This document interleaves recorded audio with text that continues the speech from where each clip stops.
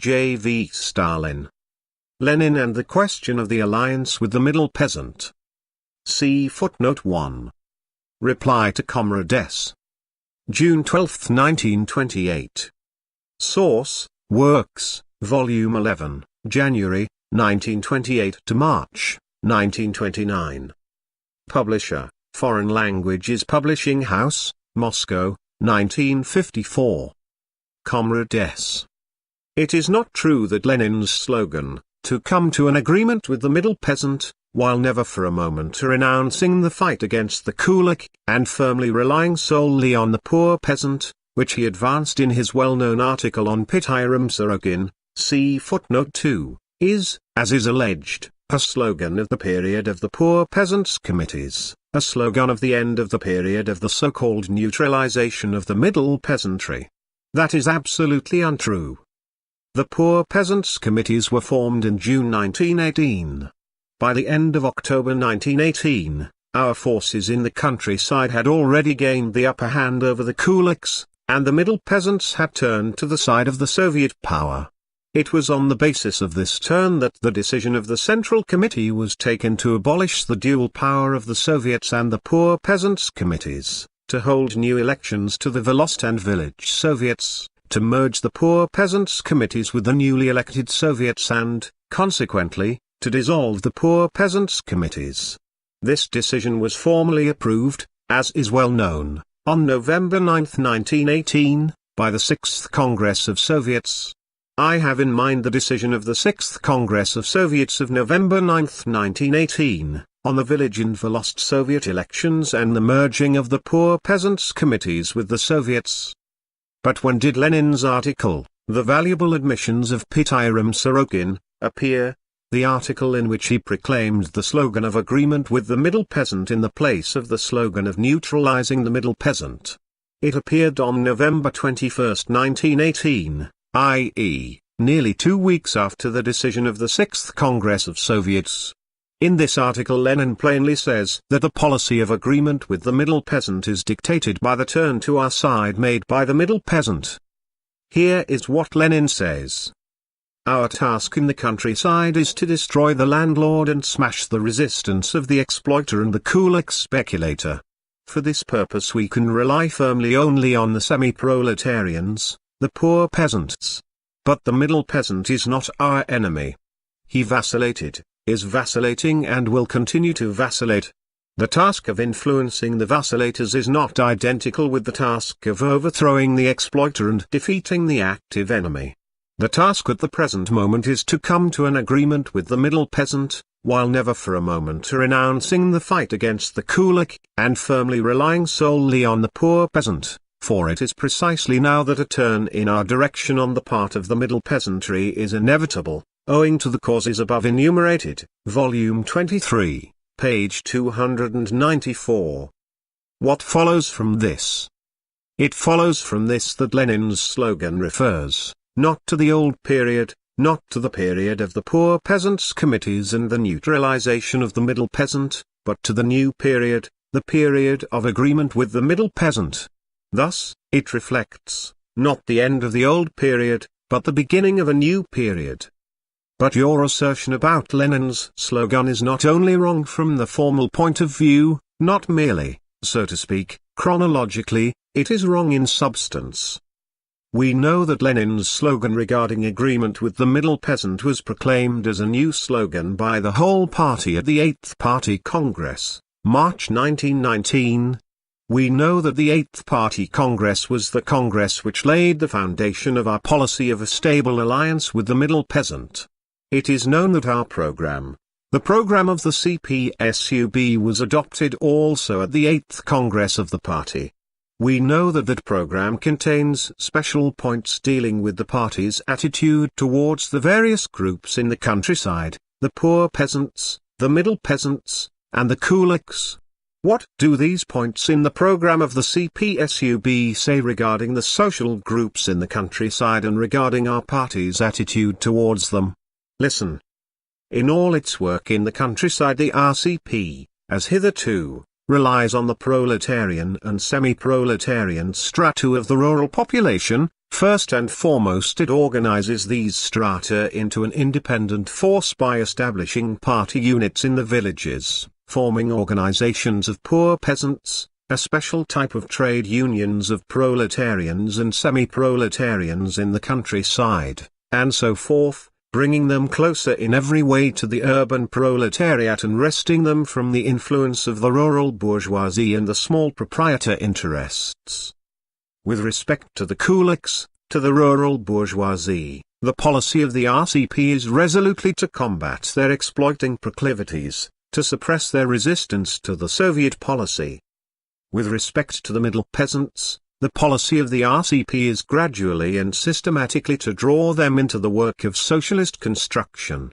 The party sets itself the task of separating them from the kulaks, of winning them to the side of the working class by carefully attending to their needs, of combating their backwardness by measures of ideological influence and not at all by measures of repression, and of striving in all cases where their vital interests are concerned to come to practical agreements with them, making concessions to them and determining the methods of carrying out socialist changes. See footnote 3, 8th Congress of the RCPB, verbatim report, page 351, see footnote 4. Try to find the slightest difference even in words between these points of the program and Lenin's slogan. You will not find any difference, for there is none.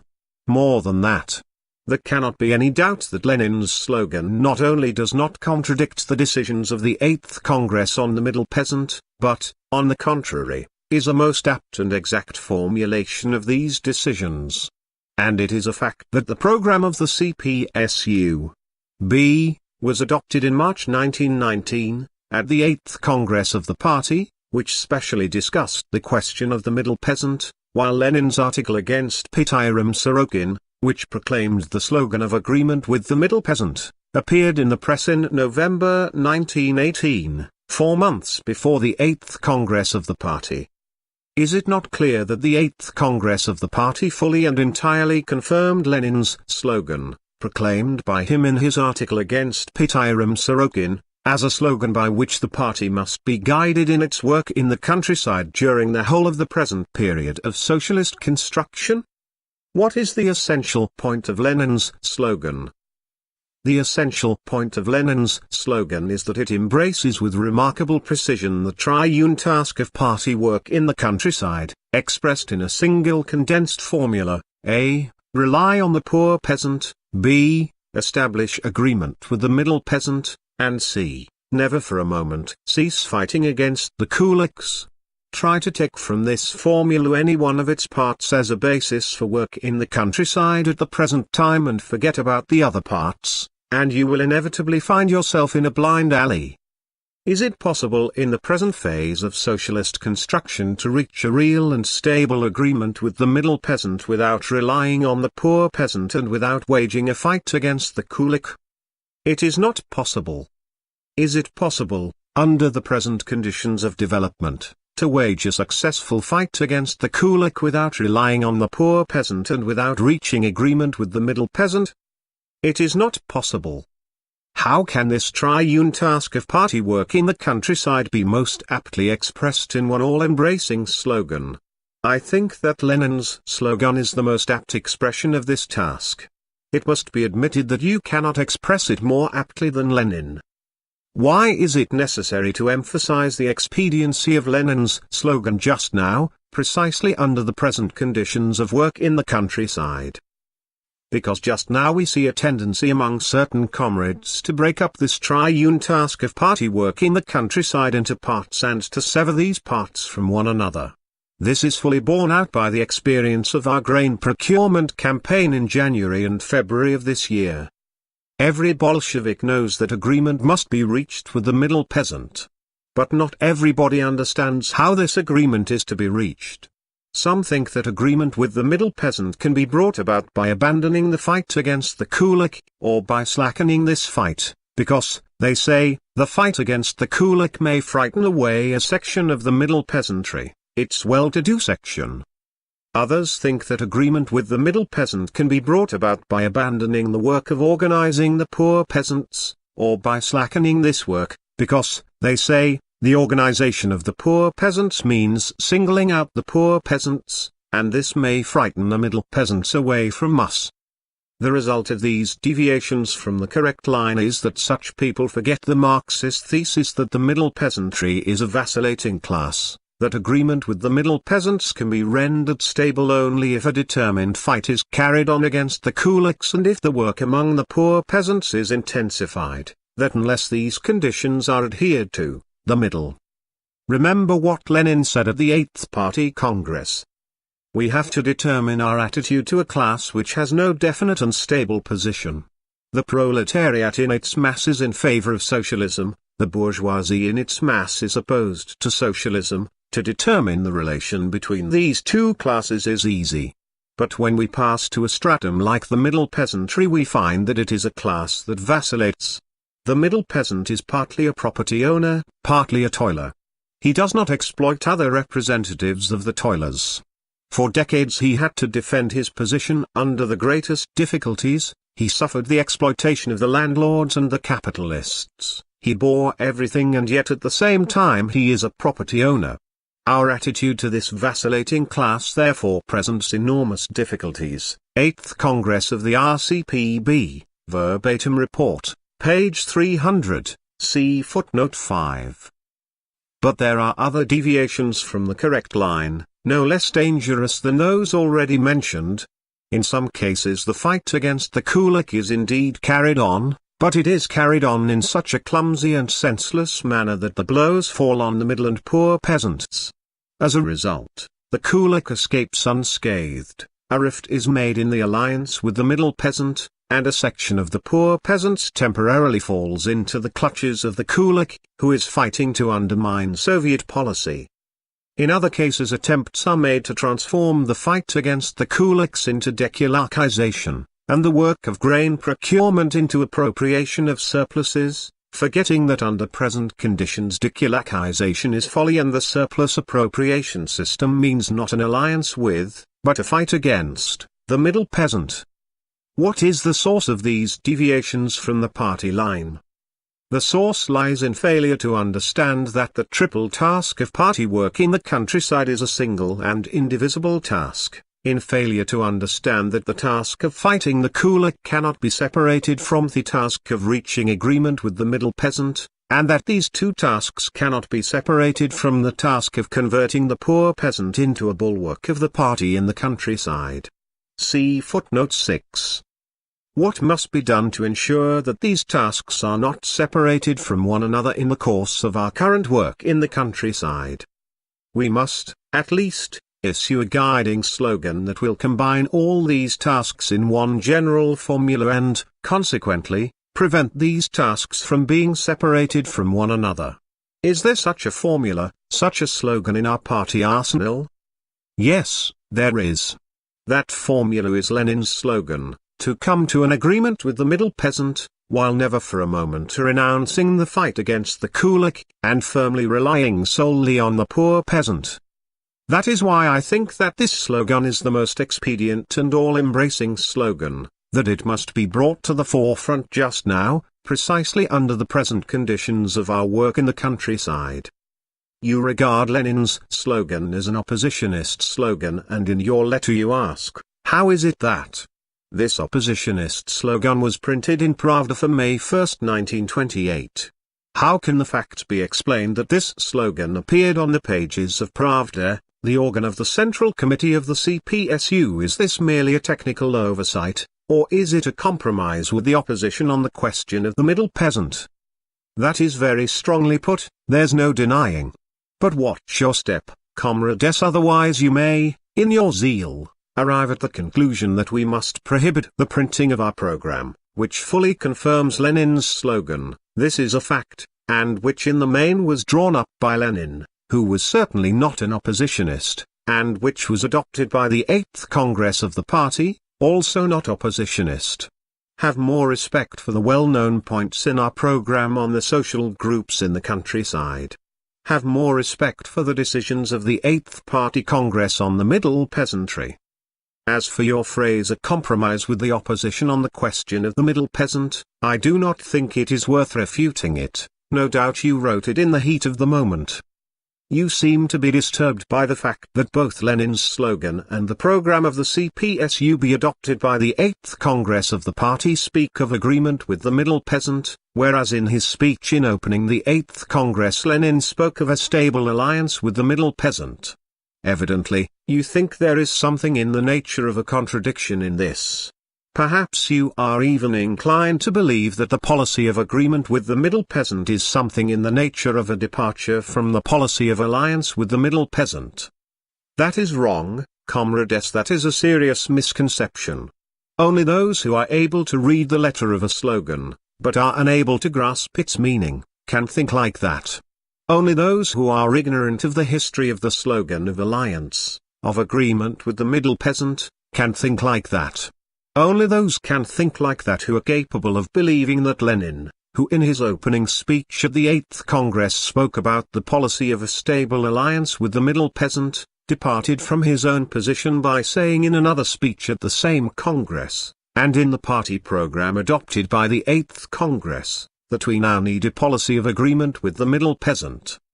What is the point then? The point is that both Lenin and the party, in the shape of the 8th Congress, make no distinction whatever between the concept agreement and the concept alliance. The point is that everywhere, in all his speeches at the 8th Congress, Lenin places a sign of equality between the concept alliance and the concept agreement. The same must be said about the resolution of the 8th Congress, the attitude to the middle peasantry, in which a sign of equality is placed between the concept agreement and the concept alliance. And since Lenin and the party regard the policy of agreement with the middle peasant not as a casual and transient one, but as a long-term policy, they had, and have, every reason to call the policy of agreement with the middle peasant a policy of stable alliance with him and, conversely, to call the policy of stable alliance with the middle peasant a policy of agreement with him. One has only to read the verbatim report of the 8th Congress of the party and the resolution of that Congress on the middle peasant to be convinced of this. Here is an excerpt from Lenin's speech at the 8th Congress. Owing to the inexperience of Soviet officials and to the difficulties of the problem, the blows which were intended for the kulaks very frequently fell on the middle peasantry. Here we have sinned exceedingly. The experience we have gained in this respect will enable us to do everything to avoid this in the future. That is the task now facing us, not theoretically, but practically. You know very well that this task is a difficult one. We have no material advantages to offer the middle peasant, and he is a materialist, a practical man who demands definite, material advantages, which we are not now in a position to offer and which the country will have to do without. Perhaps, for several months yet of severe struggle, a struggle which now promises to end in complete victory. But there is a great deal we can do in our administrative work. We can improve our administrative apparatus and correct a host of abuses. The line of our party, which has not done enough towards arriving at a bloc, an alliance, an agreement with the middle peasantry, can and must be straightened out and corrected. 8th Congress of the RCPB, verbatim report, page 20, see footnote 7. As you see, Lenin makes no distinction between agreement and alliance. And here are excerpts from the resolution of the 8th Congress, the attitude to the middle peasantry. To confuse the middle peasants with the kulaks, to extend to them, to any degree, the measures that are directed against the kulaks, means most grossly to violate, not only all Soviet decrees and all Soviet policy, but also all the fundamental principles of communism, which point to agreement between the proletariat and the middle peasantry during the period of the resolute struggle of the proletariat for the overthrow of the bourgeoisie as one of the conditions for the painless transition to the abolition of all forms of exploitation. The middle peasantry, which possesses comparatively strong economic roots owing to the backwardness of agricultural technique, compared with industrial technique, even in the advanced capitalist countries, let alone Russia, will continue to exist for a fairly long time after the beginning of the proletarian revolution. That is why the tactics of Soviet officials in the countryside, as well as of active party workers, must be based on the assumption of a long period of collaboration with the middle peasantry. An absolutely correct policy pursued by the Soviet government in the countryside thus ensures alliance and agreement between the victorious proletariat and the middle peasantry. The policy of the workers' and peasants' government and of the Communist Party must continue to be conducted in this spirit of agreement between the proletariat, together with the poor peasantry, and the middle peasantry. See footnote 8, 8th Congress of the RCPB, verbatim report, pages 370 to 729. As you see, the resolution also makes no distinction between agreement and alliance. It will not be superfluous to observe that there is not a single word in this resolution of the 8th Congress about a stable alliance with the middle peasant. Does that mean, however, that the resolution thereby departs from the policy of a stable alliance with the middle peasant? No, it does not. It only means that the resolution places a sign of equality between the concept agreement, collaboration, and the concept stable alliance. For it is clear, there cannot be an alliance with the middle peasant without an agreement with him, and the alliance with the middle peasant cannot be stable unless there is a long period of agreement and collaboration with him. Such are the facts. Either one or the other, either Lenin and the 8th Congress of the party departed from Lenin's statement about a stable alliance with the middle peasant, or this frivolous assumption must be abandoned and it must be admitted that Lenin and the 8th Congress of the party made no distinction whatever between the concept agreement and the concept stable alliance. Thus, one who refuses to be a victim of idle pedantry, one who desires to grasp the true meaning of Lenin's slogan, which speaks of relying on the poor peasantry, of agreement with the middle peasantry and of fighting the kulaks, cannot fail to understand that the policy of agreement with the middle peasant is a policy of stable alliance with him. Your mistake is that you have failed to understand the fraudulent trick of the opposition and have fallen a prey to their provocation. You walked into the trap the enemy set for you.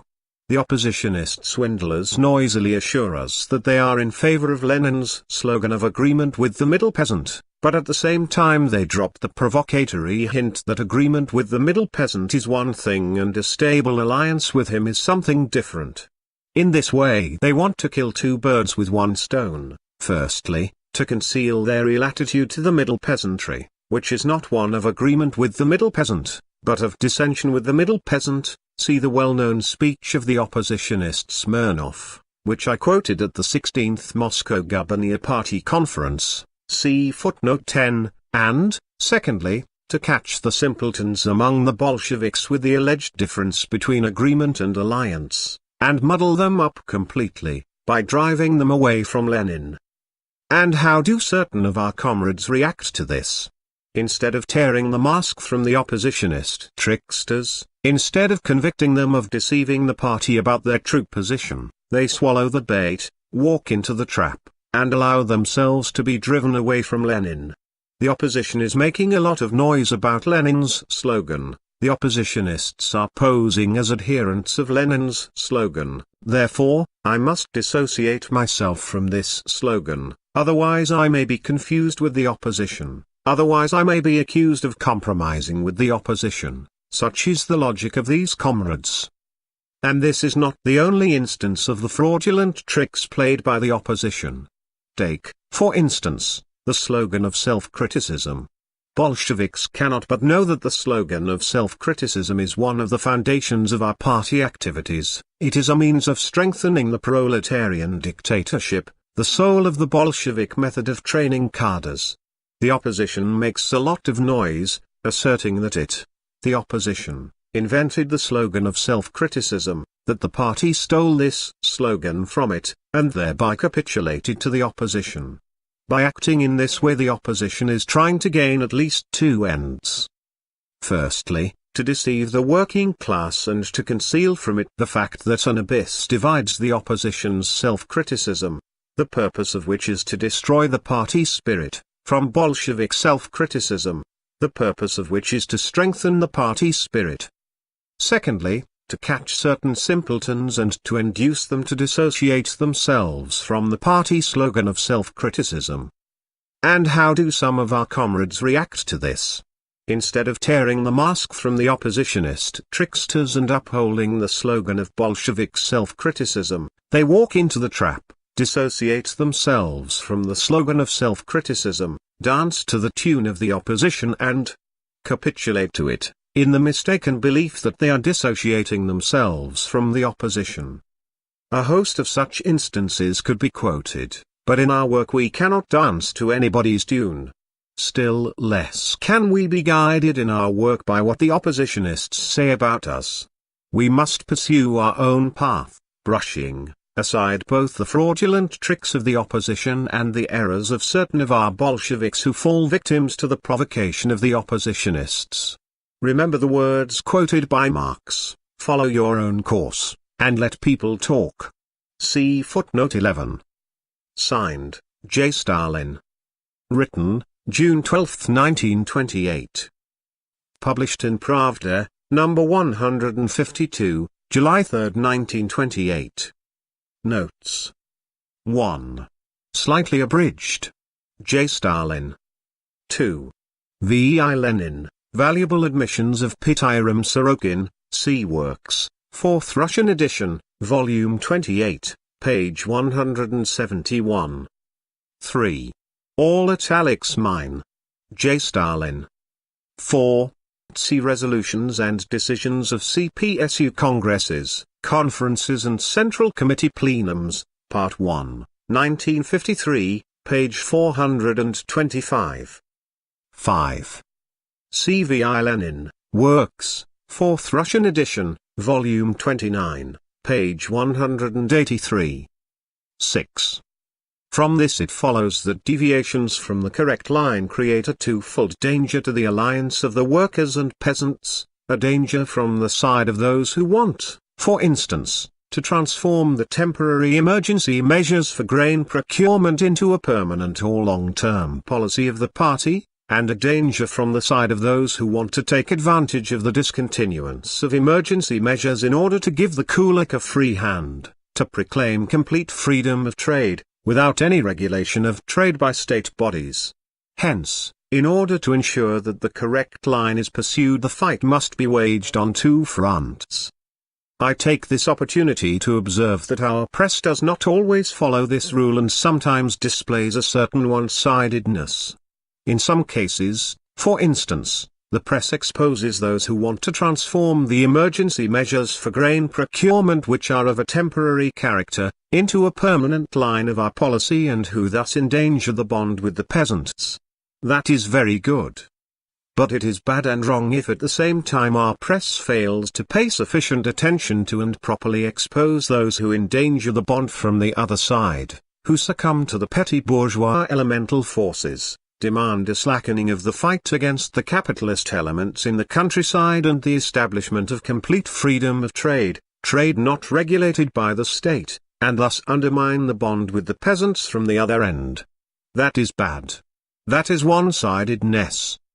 It also happens that the press exposes those who, for instance, deny the possibility and expediency of improving the individual small and middle peasant farms, which at the present stage are the basis of agriculture.